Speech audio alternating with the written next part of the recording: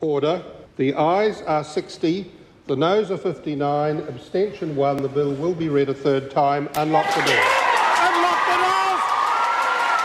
The New Zealand model has been discussed. It's been discussed in all sorts of countries, and New Zealanders need to appreciate this. It's regarded as, a framework for good practices, that uphold the human rights of a population of people who some of whom are quite vulnerable.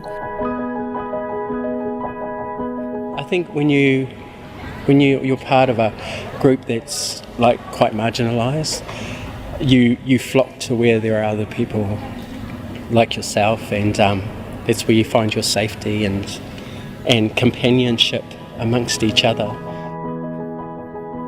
I came here in 1980, and this was a very, very busy street.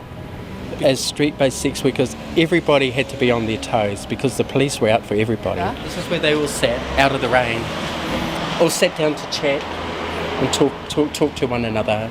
There was always a community. You looked out for one another. Worked in pairs for safety, particularly in this this kind of work. Street-based sex workers didn't have the luxury of a room with a warm heater.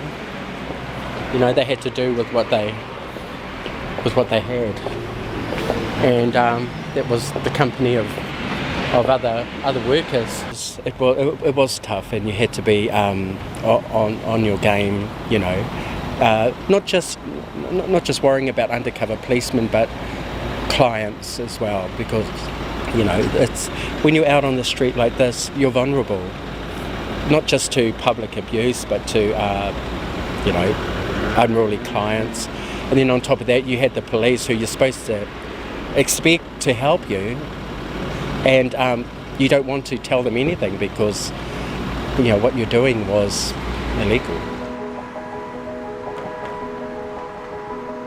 It's being debated in parliaments, I know, because I've been invited to speak, and as have other people in countries as diverse as Scotland and South Africa and England,